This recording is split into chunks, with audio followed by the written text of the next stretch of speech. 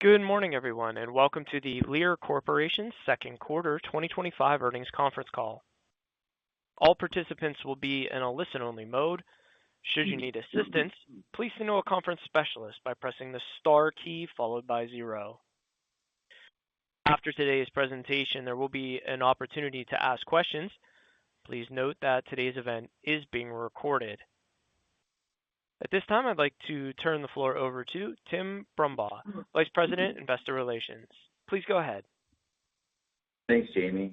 Good morning, everyone, and thank you for joining us for Lear's second quarter 2025 earnings call.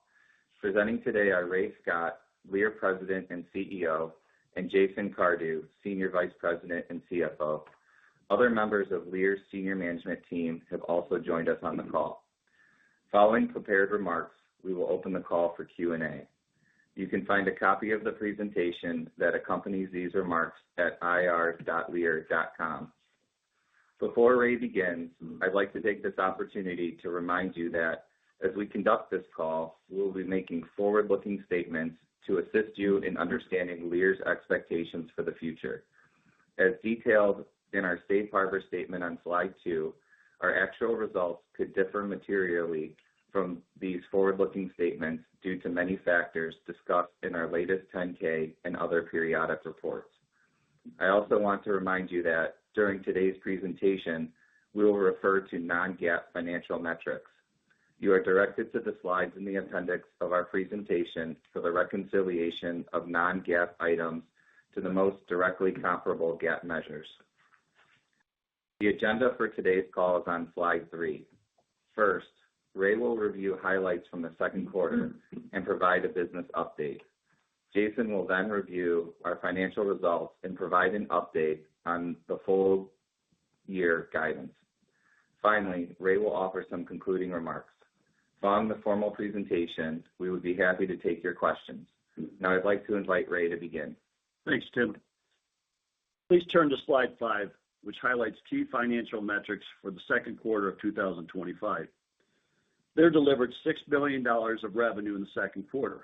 Core operating earnings were $292 million, and our total company operating margin was 4.8%. Adjusted earnings per share was $3.47. Our operating cash flow was $296 million in the quarter, and our second quarter financial performance was generally in line with the second quarter of 2024 for all of our key financial metrics. Slide 6 summarizes key financial and business highlights from the quarter. As a reminder, our strategic priorities continue to be extending our global leadership position in seating, expanding margins in E-Systems, growing our competitive advantage in operational excellence through IDEA by Lear, and supporting sustainable value creation with disciplined capital allocation. The momentum of positive net performance we delivered to start the year continued to the second quarter, contributing 45 basis points to seating and 70 basis points to E-Systems margins. Efficiency improvements and savings from our investments in restructuring and automation are driving durable operating performance in both segments.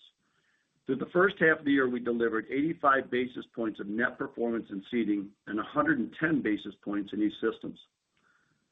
Although macro uncertainty remains, our confidence in our business enables us to restore our full year guidance. Our strong operating performance is expected to continue through the second half. As a result, we are increasing our full year net performance outlook by approximately $25 million to more than $150 million. Our strong free cash flow in the quarter and confidence in our long-term outlook allowed us to reinstate our share repurchase plan. We repurchased $25 million of shares in the quarter and $50 million in the first half, while maintaining our dividend of 77 cents per share. Yesterday, we completed the refinancing of our $2 billion revolver, extending its maturity through July of 2030, further strengthening our liquidity position. For the last 2 years, we have partnered with Palantir to develop real-time data analytics and streamlining our manufacturing and administrative processes. We extended our agreement for a long-term partnership to continue to enhancing our digital and operational capabilities which are driving efficiency gains in our manufacturing facilities and administrative functions. We continue to win new business in both segments. In seating, we won a key conquest program in Asia with BMW, and we won key conquest awards in North America for seat components on the Ford F-150, and the F-250 pickup trucks. Our modularity strategy continues to drive new business. In the quarter, we won 2 Comfort Flex and 1 Comfort Max seat award, including a key program with a luxury EV automaker, combining heat, ventilation, and pneumatic lumbar and massage into the surface materials. We now have 24 total awards for Comfort Flex, Flex Air, and Comfort Max seat applications that will generate over $150 million of average annual revenue.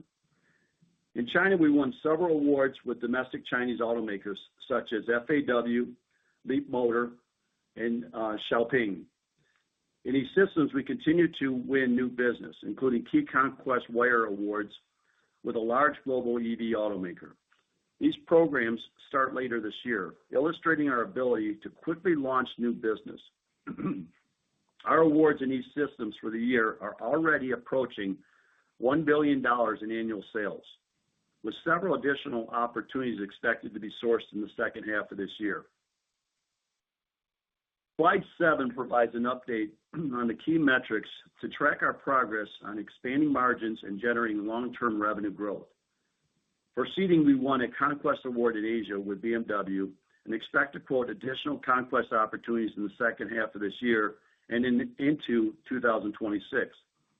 The quote pipeline remains very robust, and although the pace of new awards is improving, we continue to see some delays in sourcing as customers reevaluate their plans based on recent changes to trade or regulatory policies. In E-Systems, over 25% of our year-to-date awards have been for conquest business, including the 2 key programs with the top global EV automakers during the second quarter.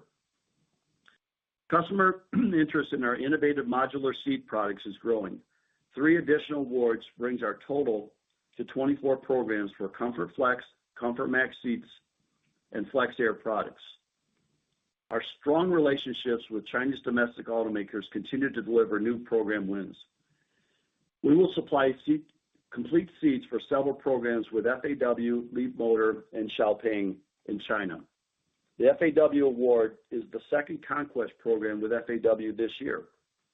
We continue to be selective in our business as we quote different Chinese domestic automakers to ensure we are partnering with customers that have a long-term sustainable future. We're only pursuing high-quality programs that can generate strong risk-adjusted returns in excess of our cost of capital.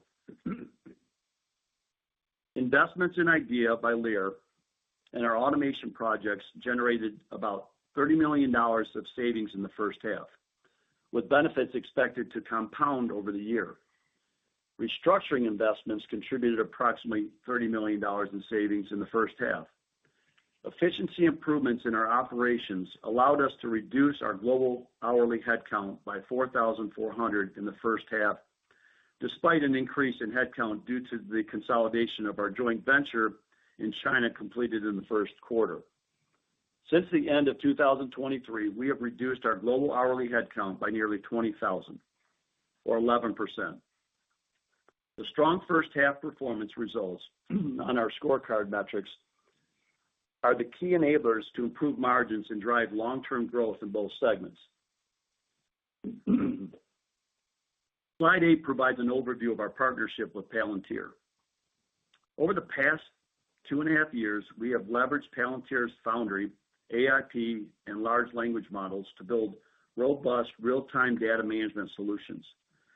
Adoption has been strong, with more than 11,000 users driving over 175 active use cases across our organization. A key area of impact has been the work on the tariff response. Once new tariffs were enacted, our teams quickly developed a fully automated tariff data management system. This system enabled us to provide our customers with real-time documentation, speeding up the invoicing process while providing insight into our greatest mitigation opportunities. Beyond back office improvements, Foundry has delivered significant value to our manufacturing operations.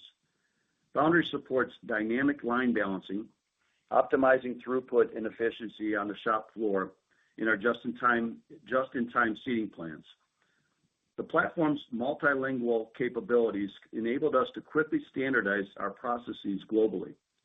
This partnership is complementary to our acquisitions and the investments in automation we have made over the last several years.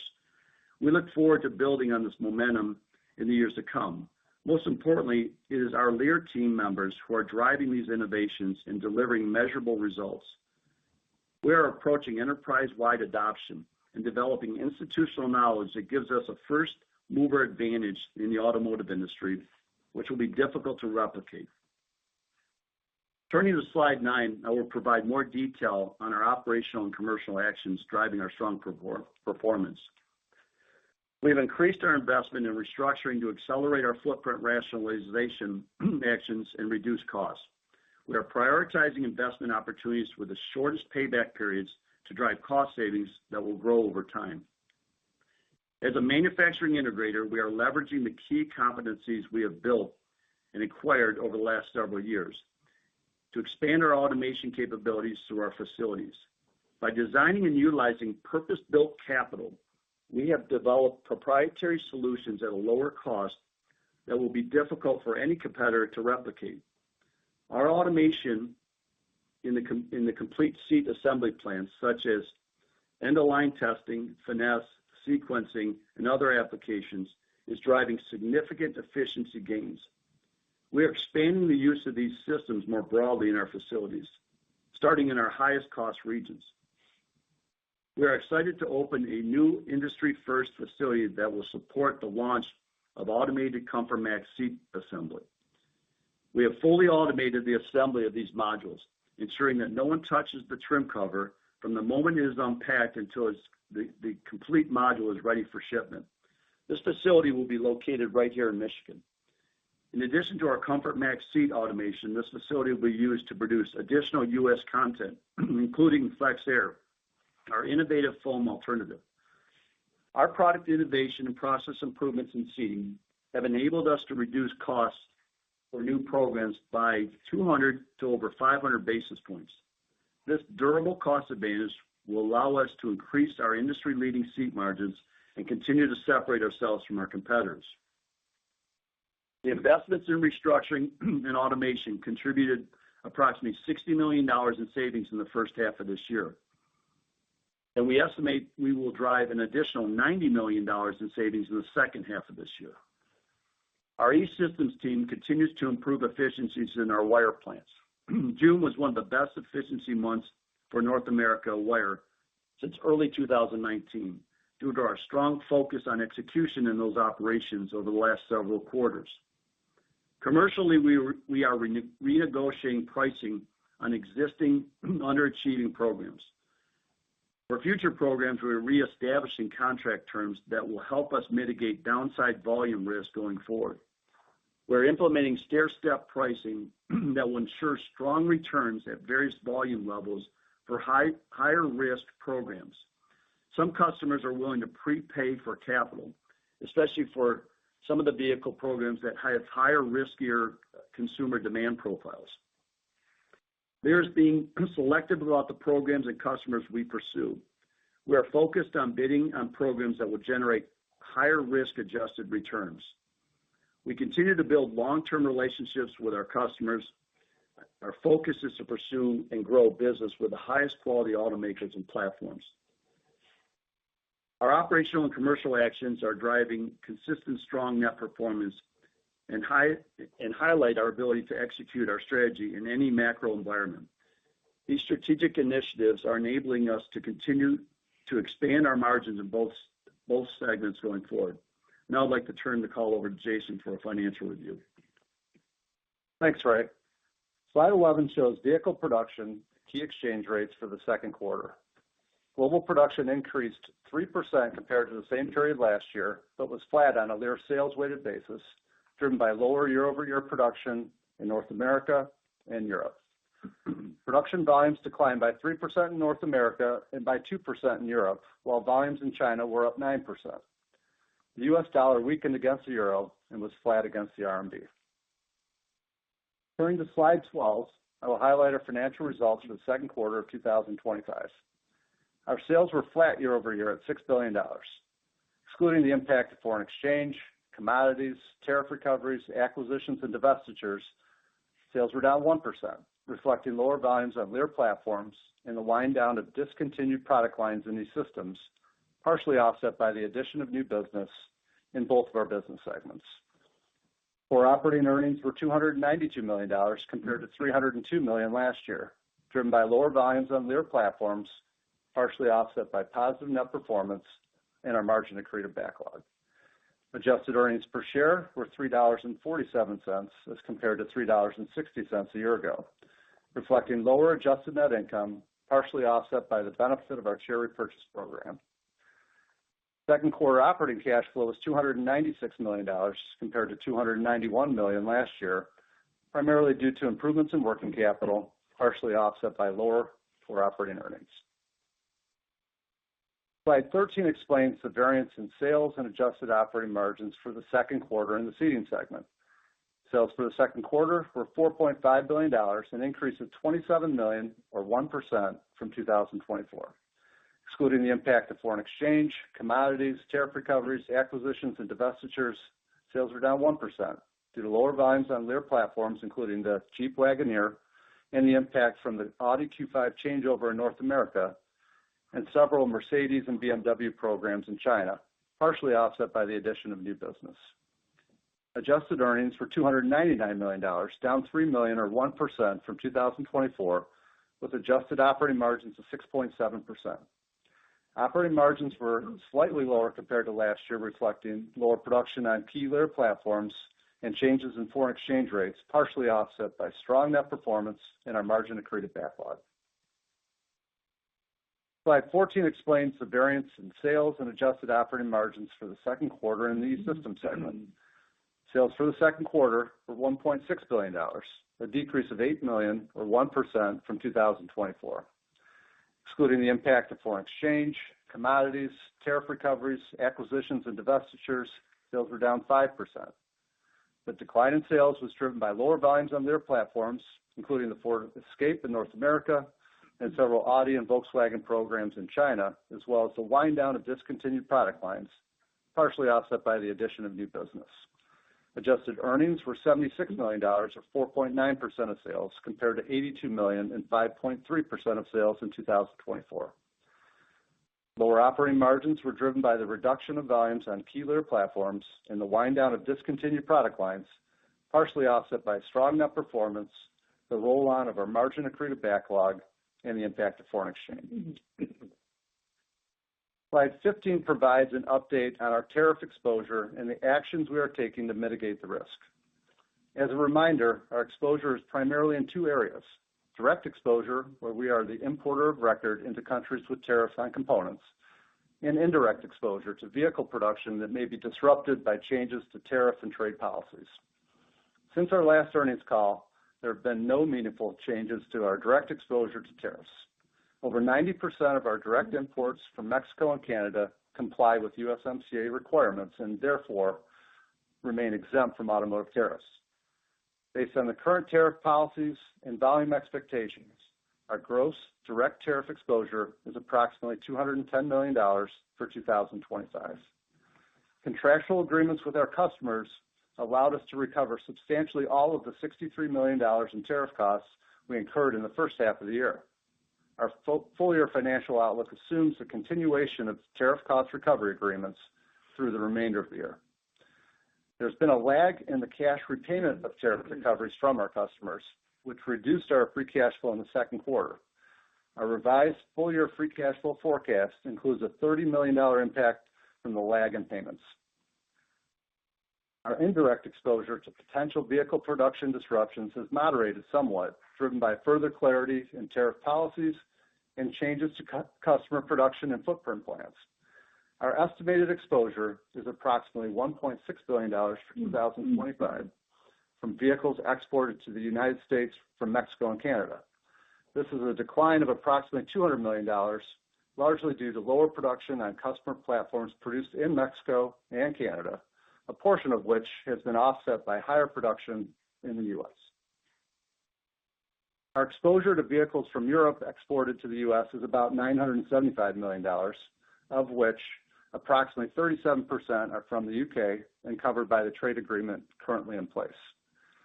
Trade policies continue to evolve and could change our exposure over time. For example, the implementation of tariffs on copper and the increase in rates for steel could impact commodity prices.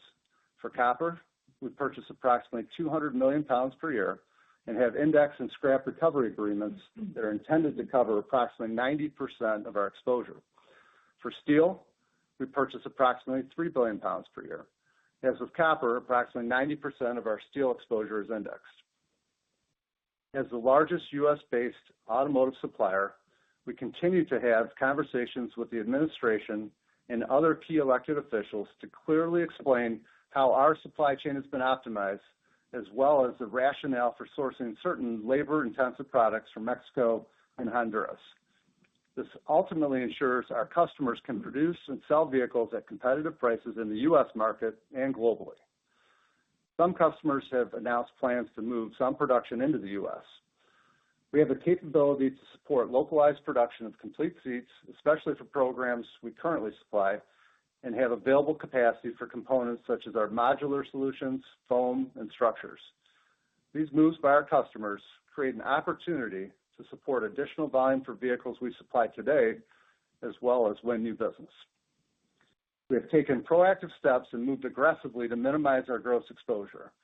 Our focus on automation and investments in digital tools such as Foundry support the timely commercial recovery of tariff costs from our customers. While tariffs are impacting the entire automotive industry, Lear has taken a proactive approach to reduce the direct and indirect impact of tariffs through innovative solutions. Turning now to slide 16. On our first quarter earnings call, we withdrew our 2025 outlook due to significant uncertainty caused by the ongoing international trade negotiations. Over the last few months, industry conditions have somewhat stabilized, allowing us to restore our full year 2025 guidance. Slide 16 provides global vehicle production volume and currency assumptions that form the basis of our full year outlook. We have updated our production assumptions, which are based on several sources, including internal estimates, customer production schedules, and S&P forecasts. At the midpoint of our guidance range, we assume that global industry production will be flat compared to 2024, or down 2% on a Lear sales-weighted basis, driven primarily by lower volumes in our two largest markets, North America and Europe. From a currency perspective, our 2025 outlook assumes an average euro exchange rate of $1.11 per euro, reflecting the weakening U.S. dollar, and an average Chinese RMB exchange rate of 7.23 RMB to the dollar. Slide 17 provides detail on our outlook for 2025. Key changes to the midpoint of our guidance include the following.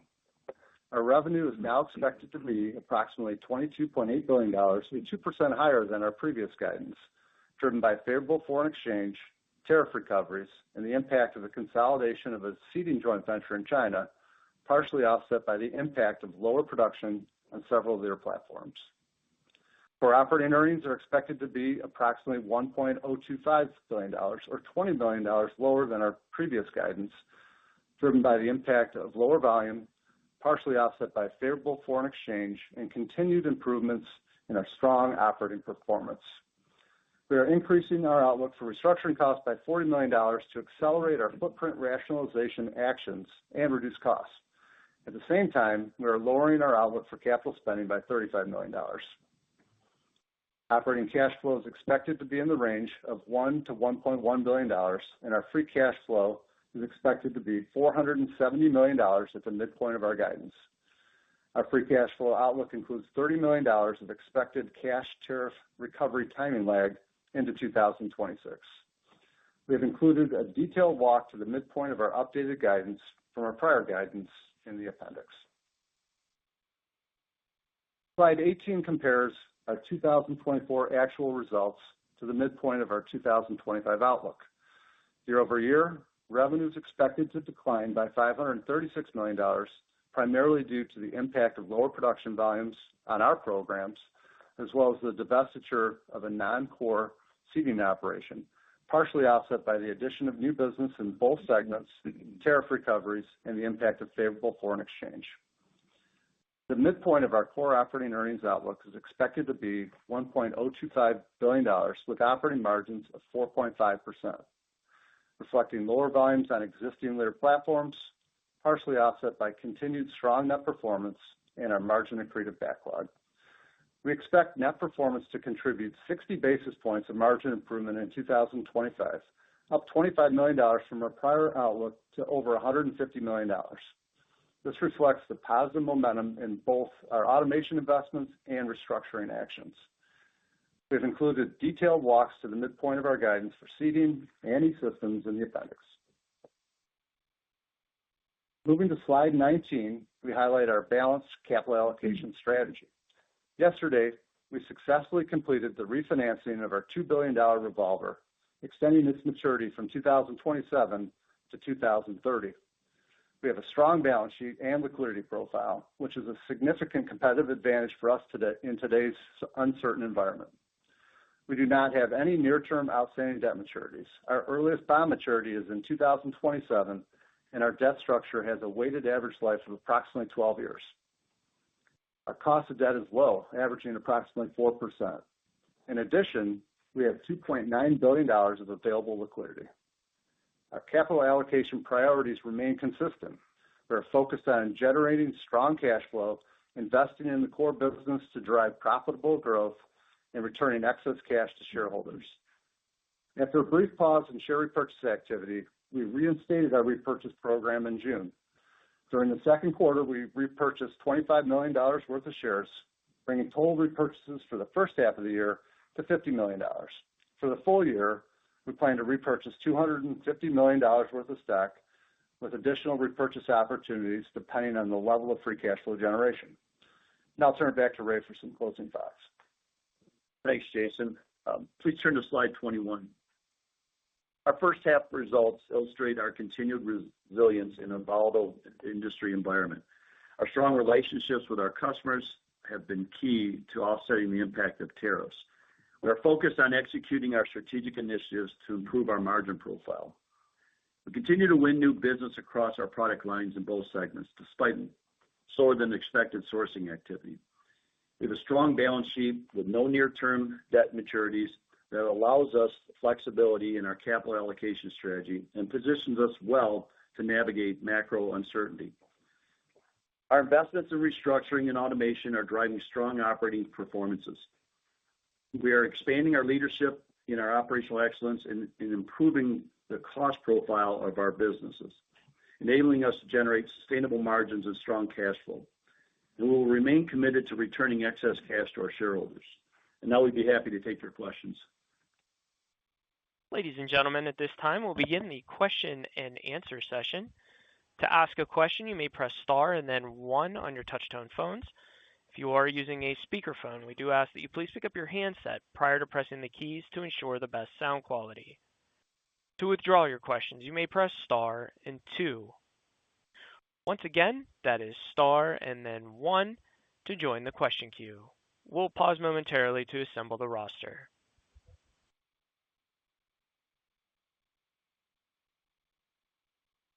And our first question today comes from Dan Levy from Barclays. Please go ahead with your question. Hi, good morning. Thanks for taking the questions. Dan. Wanted to first start with a question on the outlook, as there is a meaningful deceleration in the margins in the second half. And I get it, the majority of that is coming from weaker volume, but the decrementals are a bit higher. Can you just talk about performance, which had been particularly strong in the first half, but maybe isn't contributing the same amount in the second half? Oh, sure. Yes, as you highlighted, we had a very strong first half in net performance, really in both business segments. And so the progress we made in the first quarter really continued into the second quarter. And, before I go through kind of that first half, second half, I think it's important to highlight that our confidence in our ability to generate margin expansion through net performance really increased based on the results that we experienced in the first half of the year.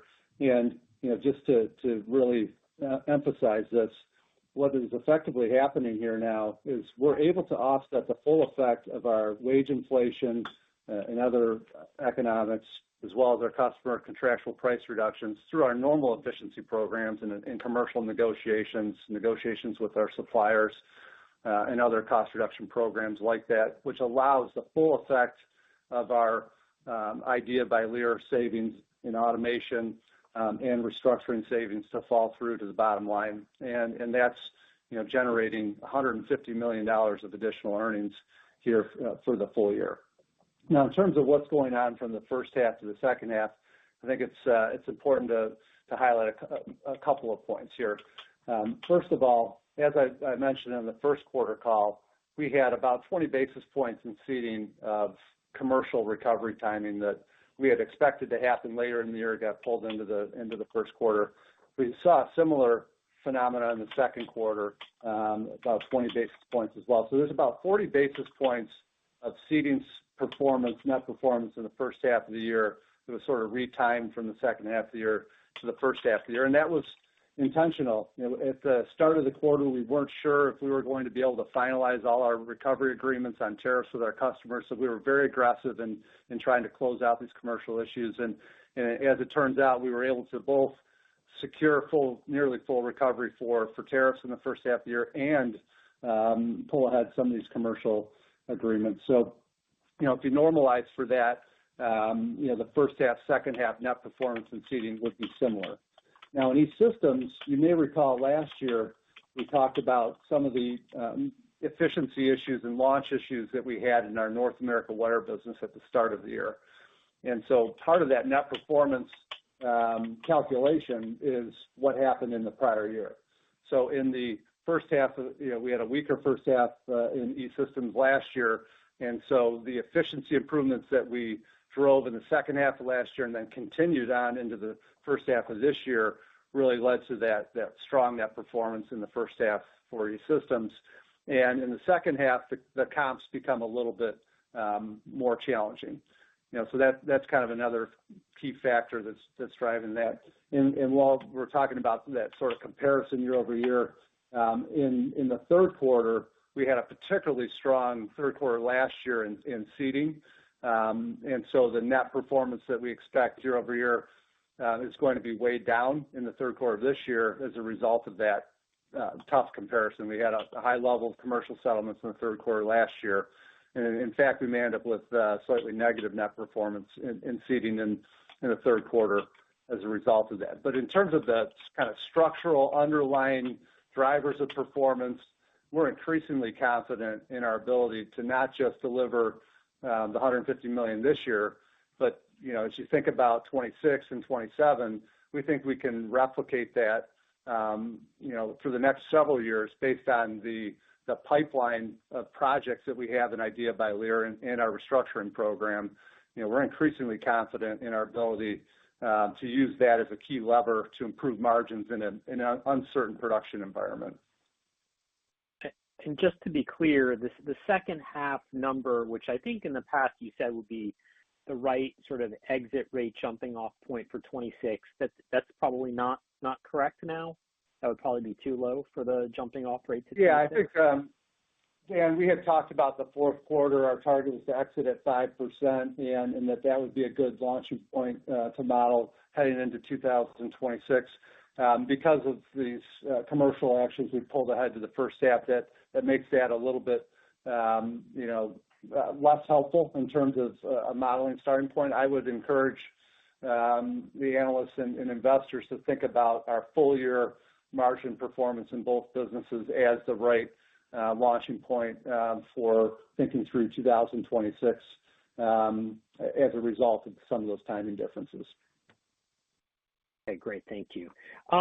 Second question is on your awards, and specifically in seating, if you could double-click on the award you got from Ford. Is that just on the components, or is there any JIT there? And maybe you could just talk broadly about, the modularity. It seems like on GM, someone else is doing the TCS there. So what is the uptake, and does reshoring at all change any of the way that, TCS plays into the strategy? Yeah, Dan, to your first question, the component business is a structures business on the F-150, 250. And so it was a good business, a healthy business from a return standpoint, puts us in a good position. We're still in the process of quoting the just-in-time business with Ford Motor Company on the 150, 250. That's in process right now. Obviously we can, the reason we're illustrating a lot of our advantages that we believe we have competitively with efficiency through, if it's the digital software development that we've done or the automation is I think putting us in a very competitive position at a level that we can still maintain healthy margins. And so that is in process right now. The continuation of the thermal comfort components, what's nice about that, I mentioned in my narrative around the ability we're going to have here in Michigan, a facility that illustrates the complete modular system being automated. And we have with Ford and with General Motors, and then one of them with General Motors is a mid-cycle implementation that demonstrates our ability to really get efficient on the modular component with thermal comfort systems. And so it's a process. We're still going through it, but I think the ability to scale, the onshoring that we're seeing, I think really adds to the credibility of how we can replicate a very cost-efficient system that can be scaled across multiple programs. And I think the uniqueness, like I mentioned, some of these programs are mid-cycle, so we can disrupt even an awarded program. And if the efficiency is there, and that's exactly what our customers are looking for. They're looking for, cost efficiencies that can be generated. So introducing those, getting them validated with the key OEMs has always been our strategy.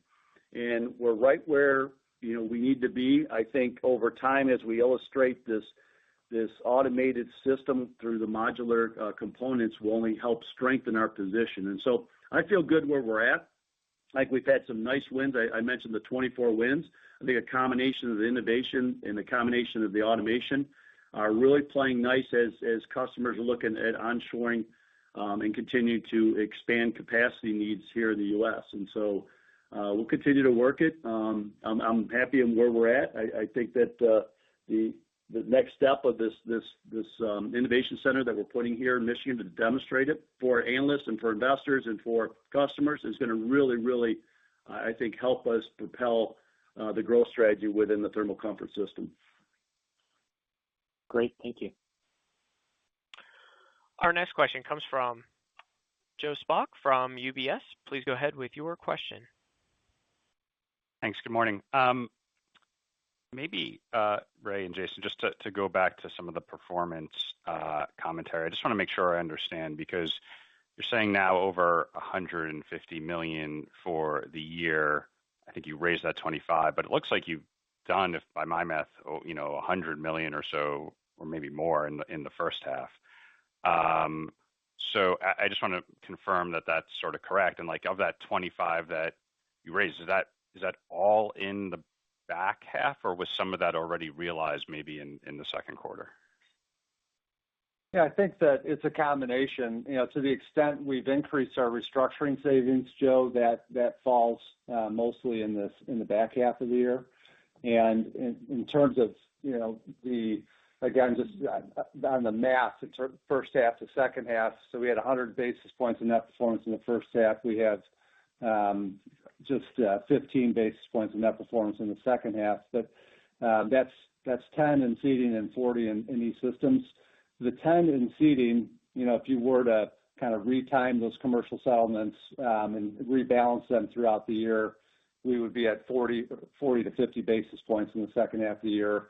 the 85 basis points we generate in the first half of the year in seating would be, 45 basis points. So it's sort of similar performance first half to second half in seating after you adjust to those commercial settlements. And so then the real benefit you're seeing hit net performance for the full year is primarily restructuring savings associated with that additional investment we're making in restructuring. Okay. And then just to follow up on Dan's questions on some of the F-150 announcement, is that a mid-cycle change, or is that the next generation of the program? And Ray, earlier in the year, you sort of when you gave that sort of initial backlog, you did sort of talk about an updated backlog at some point during the year. And I know you mentioned there's been delays in sourcing, but it does also seem like there's been some progress and updates. So I was wondering when we could expect an update to your backlog outlook. Yeah, the component business that we won with Ford Motor Company is the next generation F-150 and the 250. So we will. I think we're at that point. We talked also about E-Systems being a little bit earlier, and we did a great job. We're almost at $1 billion. I think it's incredible what E-Systems has done, and I just want to remind everyone that we're really focused on earning above our cost of capital. So these programs that we're winning in E-Systems are accretive to the margin. So we're going to have this backlog that will be coming on at an accretive rate. And then in seating, we talked about there's going to be more significant awards in the second half. And so we're going to get to that point. We're in that process right now. I just mentioned that we're in the quoting process for the 150 and 250 with Ford Motor Company and other OEMs today. So I think we'll be ready to give an update a little bit more around probably the third quarter, fourth quarter of this year. Okay. Thank you. Our next question comes from Mark Delaney from Goldman Sachs. Please go ahead with your question. Yes. Good morning. Thank you for taking the questions. I was hoping you could speak a bit more on your volume and sales outlook. The industry production environment has generally improved a little bit year to date, but volume mix and wind downs are a $1.3 billion headwind year over year in your guidance. I think incrementally there's an additional $481 million you're planning on as a headwind from those buckets compared to your last outlook. So could you elaborate more on what Lear is seeing and why it's incrementally more of a headwind? Yeah, we did see a slight improvement in the second quarter from what we had initially anticipated, and so part of what we've embedded in the guidance is a little bit of caution around what we think our customers are going to do with their production schedules. We've got about a 2% discount to our customer schedules, out through the balance of the third quarter into the fourth quarter from what they're suggesting their production will be, and that reflects some uncertainty around the level of imports. Some of our European customers, importing vehicles into the U.S., particularly in the EU, where they're faced with this 25% tariff. We've also reduced our volume assumption on a couple of programs due to impacts with our customers changing over from the one model to the next. So, for example, with Audi on the Q5, it's gone through a changeover here in the first half of the year. We ended up lowering our production assumption for the year to reflect that. I think that comes back next year. It's a great platform, long history of success in the marketplace. The others with JLR and the Range Rover Sport, we did reduce our volume assumption there. There was some volume loss during the changeover there. There's a mid-cycle change that's happening. They're launching some new versions of the vehicle, a plug-in hybrid, for example. And again, great demand for that program, but we were a bit cautious based on what we've seen recently with volumes there. And so those are the main changes that we made to our volume outlook. We also saw some weakness, which we highlighted in the second quarter, which continues into the full year with the Jeep Wagoneer. And obviously, Stellantis has announced a number of initiatives and changes around trying to stabilize sales here in the U.S. market. And we've seen some headwinds in terms of volume on certain of their platforms, like the Wagoneer. as a result of that. So it's a combination of, some weakness that we see in the releases, but also some anticipated weakness that we've embedded in the outlook. And if you look at that sort of high end of our guidance range to the midpoint, that captures that 2% or so that we've discounted our customer schedules by. Very helpful, Jason. Thanks for that. My other question was around the Conquest Award that you picked up in wiring. Nice to see that come through. Can you help us better understand for that Conquest Award with the EV OEM that you spoke about this morning, how much revenue should we think about as that business ramps either in 2026 or 2027? Thanks. Yeah, it's about $50 million of additional revenue that will start at the very tail end of this year, and you should see the full effect of that into 26 and 27. Yeah, that was a nice win. That was, like I said, we're focused on returns, and it's a good piece of business, and I think it just goes to the credibility that we have as far as being competitive and being very efficient in the reputation. So it was a nice second half win for us. But I also, like I said, very, very proud of the team for the nearly $1 billion backlog wins already this year. And so I'm anticipating put more pressure on Nick and the team to win more in the second half. And what I like about it is what we're seeing is it's healthy returns for us too. Thank you. Thanks, Mark. Our next question comes from Emmanuel Rosner from Wolfe Research. Please go ahead with your question. Great. Thanks so much. Emmanuel. I was hoping to focus on the first half to second half walk. You're providing some really good color on this on slide 27, and so that's where I wanted to focus on. So honestly, when you look at the way you framed it from first half to the second half, the entire margin drop is basically volume and mix. I mean, yes, we spoke about net performance and stuff, but basically first half to second half, the margin decline is really volume and mix. But a 90 basis point decline in volume and mix, that's like $1 billion headwind, sequentially to the EBIT. But your volume and mix revenue assumption is only, going down by like $600-700 million. So it's like 150% decremental on this. So just trying to understand within your assumptions for the second half, I understand some caution on some of your customer schedules, but what do these decremental look like, and why are they so high? I think the downward conversion is 19-20%, something like that. It's pretty much in line with our historical variable margin. So it's Emmanuel, I'm not quite following the math that you're using there, but on the $670 million reduction in sales, I think it's $130 million lower operating income. And sorry. And then, sorry about the math. Just curious if there's any. It seems like it's all volume driven very much, and so just curious if on the decremental side, especially since you're talking about potential EU imports, and those are typically maybe higher margin business.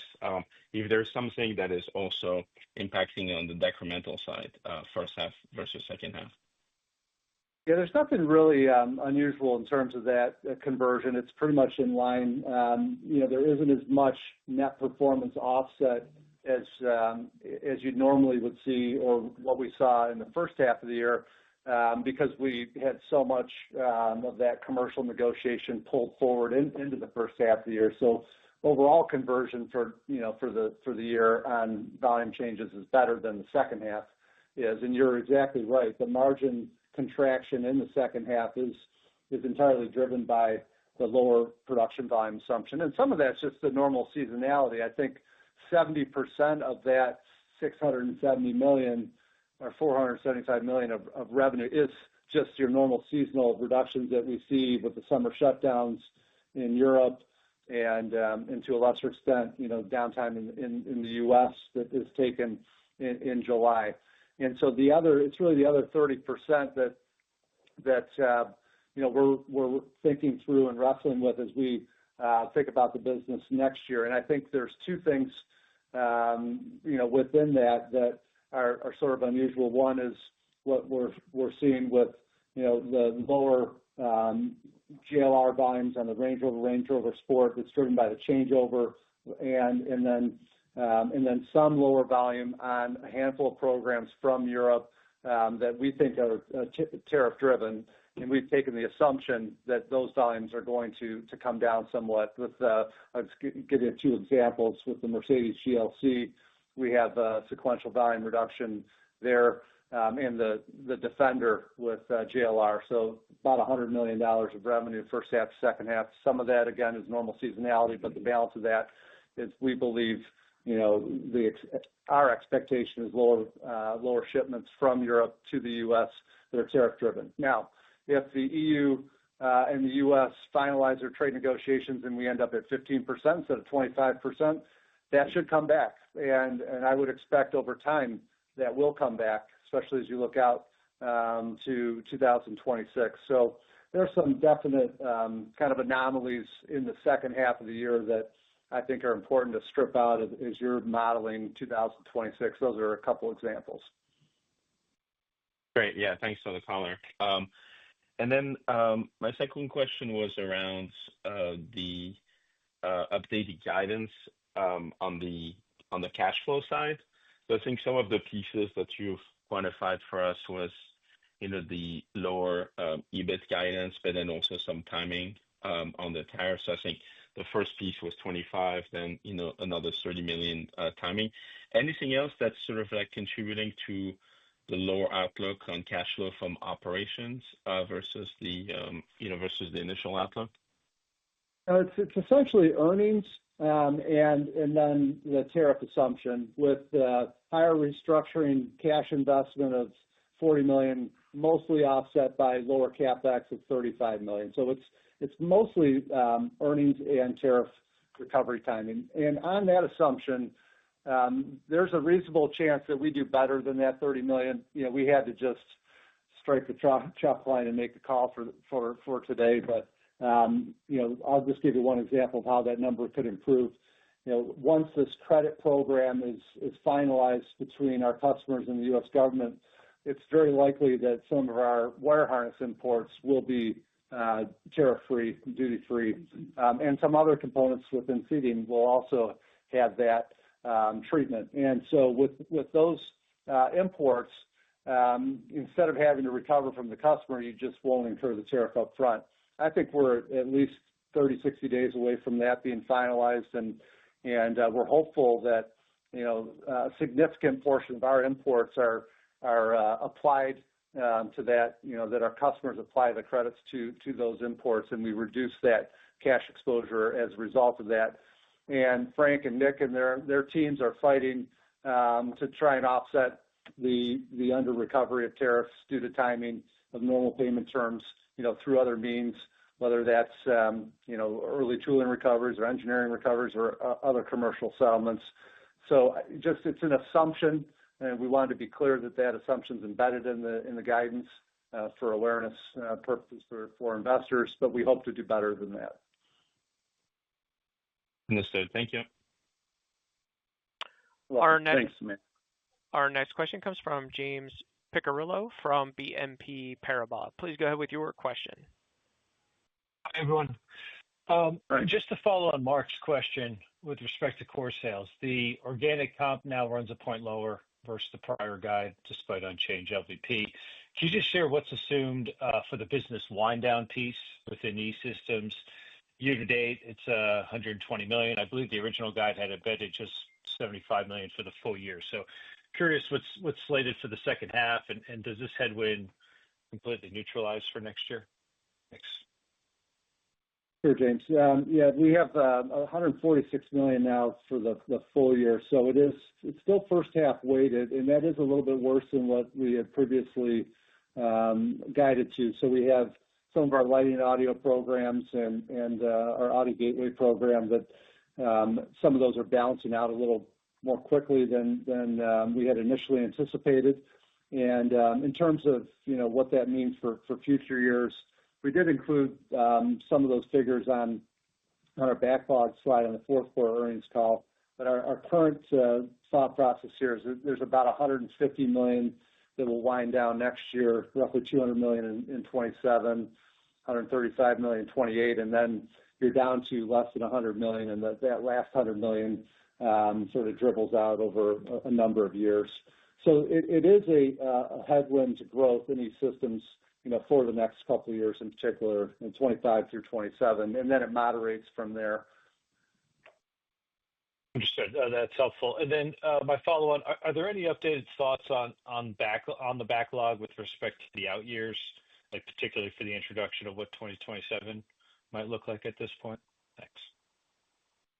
Yeah, I think we're going to save that for, as Ray said, either later in the year or start of next year, because we want to make sure it captures these programs that we're pursuing currently, particularly in seating. We've had a nice start to the year in E-Systems with new business wins, and it's a pretty significant portion of that is backlog. Most of that falls sort of outside of our normal 3-year window. I think it's mainly late 27 into 28, 29. The recent award that we just received with the global EV OEM does have a 26 benefit, but the others are a little bit later. So we'd like to have more clarity around the longer-term growth profile of the company before we go through a full update to the backlog. Of course, there are kind of puts and takes that happen throughout the year, and I will highlight that one headwind for the backlog for next year is Stellantis announcement around their production change on the Ram Charger and the Ram Rev. That Ram Charger was initially slated to launch this year. That got pushed to the middle of next year, and the Ram Rev got delayed out another year. So we have the seating on both, and then we have the BDU on the Ram Rev. So there is a bit of a reduction that's to be expected from that. Now, it's also important to point out that we were able to offset that impact for this year with higher backlog on our Chinese domestic OEM business, in particular with Xiaomi on the SU7 program, which had a fantastic first half of the year.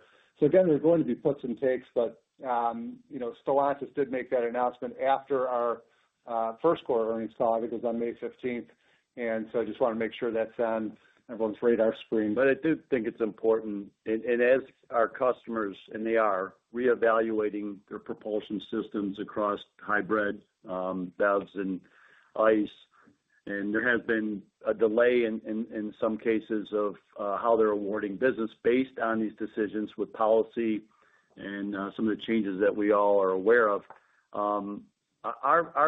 Our backlog right now, quoting pipeline in seating, is near a record high. I mean, we're at $7 billion. $7 billion. So Frankie's really busy quoting a lot of programs. We got a lot right now that we have in front of us that we're very, very focused on. I think we have, proven that. And the reason I illustrate to analysts and to investors the investments we've made as a manufacturing integrator. I know a lot of companies talk about, we're in automation and we're doing digital software, and they may be. But our ability to really drive efficiency at a plant floor is differentiating us. And so we're optimistic. We still have to get through this quoting process. We have a lot of quotes in front of us. We're very specific on who we're targeting. We obviously like the traditional historical programs that have been successful over a longer period of time. We're being very cautious around, the type of programs where we're quoting from a regional perspective. We're lasered in, and why I talk about the timing is there's still some movement within it. They're still looking at different, changes to policy, like I said, or trade, but we're very focused, and I think we have some really good opportunities in front of us. And as those opportunities emerge, we do want to be clear to investors and analysts on the business we win. So when it's appropriate, we will come out and talk a little bit more around the backlog and the success. But I do keep saying this. I'm very proud of the E-Systems team. They really did a nice job in the first half of this year. Like I said, close to $1 billion of book business, and we still have opportunities in E-Systems for the remainder of the year. So Nick's got to get busy on that, and he will. And hopefully we'll be out soon with an update to the backlog. But it's a robust pipeline, that's for sure. Thank you. Our next question comes from Colin Langan from Wells Fargo. Please go ahead with your question. Oh, great. Thanks for taking my questions. Maybe just to start, just to clarify I think I followed most of it, but the puts and takes and the change from the prior to the current operating income guidance. I think $25 million is performance. It looks like something like $10 million is FX improvement, offset by $55 million-ish in sort of lower volume impacts from the prior guide. Is that right? And then if that's right, the 55 seems like a pretty low decremental on the sales decline. Are those the right pieces, I guess? Yeah, I think you summed it up correctly there. So yeah, let's look at my notes here. So from the prior guidance, we're down $475 million due to volume and about $90 million of OI on that, and that's converting at 19%. So, and then positive performance is 25. You get the benefit of the seating consolidation, and then you have a little bit of margin dilution from the tariff recovery. So you get $210 million of revenue with no earnings attached to it. That's the basic bridge, and then FX is converting at about 7%, a little bit stronger in E-Systems than in seating. Got it. And then with the recent trade deal with Japan, there's sort of a growing view that we might end up at something like 15%. If that's the rate for your business in Honduras, would that be enough of a decline to make it sort of competitive, or would you have to consider relocating? Any thoughts or color there? I think at 15%, 10%, I mean, those are all good numbers. We're still very, very competitive in Honduras at those rates, and it would still be more competitive in Honduras. And so the footprint would be very efficient at that level. So. Yeah, and Colin, we've had, I think, some very productive conversations with the administration, with Commerce over the last several weeks, and they're listening to us. And I think they understand and share the same objective we do, which is to have U.S. manufactured vehicles be competitive in the U.S. and on the global stage. And one of the key drivers of that is, having components like wire harnesses manufactured in lower cost locations. So we're not going to make any bold predictions on removal of the harnesses from the annex or when that might happen. But if logic prevails here, that seems to make a lot of sense to protect the competitiveness of U.S.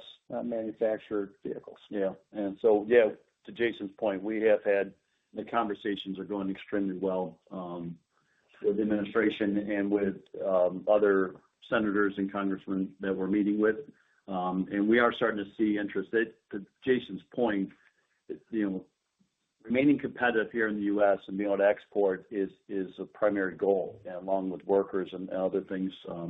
But it does help our case and help the fact that we have to remain very cost competitive here in the U.S. around components.